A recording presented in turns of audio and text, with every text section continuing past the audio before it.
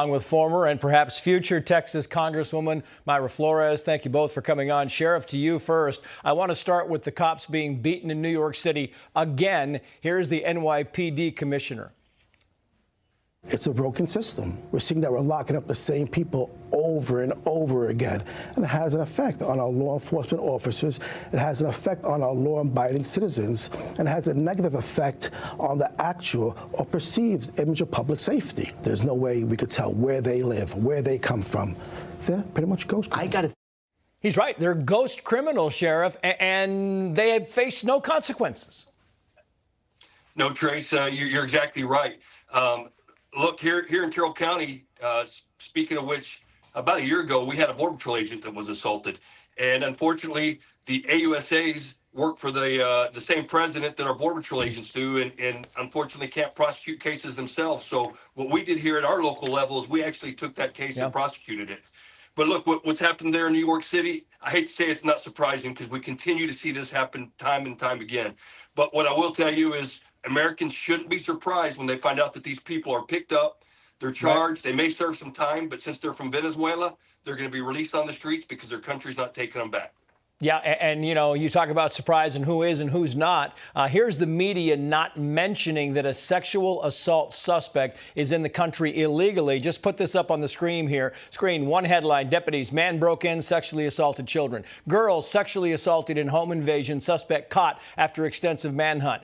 St. Joseph County home invasion, sexual assault, suspect in custody. So afraid, Mayra Flores, that somebody might be offended to call these people in the country illegally?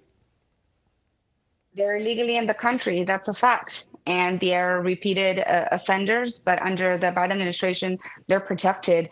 Joe Biden and Vicente Gonzalez have allowed this lawlessness to continue. In fact, Vicente Gonzalez, who represents my district, voted against deporting illegal immigrants who commit crimes against the American people. I never thought that I would see, a time when someone who's illegally in the country commits a crime and is not immediately deported. I mean, that should not be a no-brainer. I immigrated to this country. These people are not a representation of those who immigrate to this country legally and want to make this country better and come here to accomplish the American dream. And I hate that the Democrat Party puts us all in one box. And there's a huge difference with people crossing into this country illegally and those people like myself who came here to this country legally to make this country better.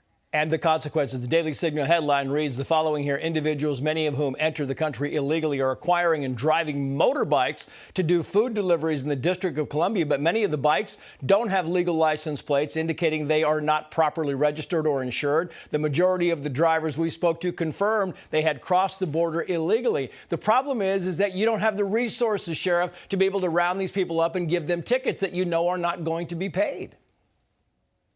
Even further, let me tell you what, here in my county, we've had numerous asylum seekers that have come in from Cuba, from Venezuela, from Nicaragua, and from Honduras that are coming in to pick up illegal aliens in my county. We see it often. Look, I spent the last 26 years of my career as a Border Patrol agent, protecting this border. Our Border Patrol agents have continued to do the best they can do over the last 3 years. But until we get another president in the White House, we're going to continue to see the lawlessness go along our country's border. Yeah, it's crazy. And Mayra, finally to you, I want to put this up because is it any wonder the favorability among U.S. Latinos is moving up from, Biden? You see it moving down with Trump. It's getting much closer. I've got about 10 seconds for you to wrap us up here, Mayra. Are you surprised by that? I'm not surprised at all. The Democrat Party does not represent our values. We are people of faith, family, and hard work.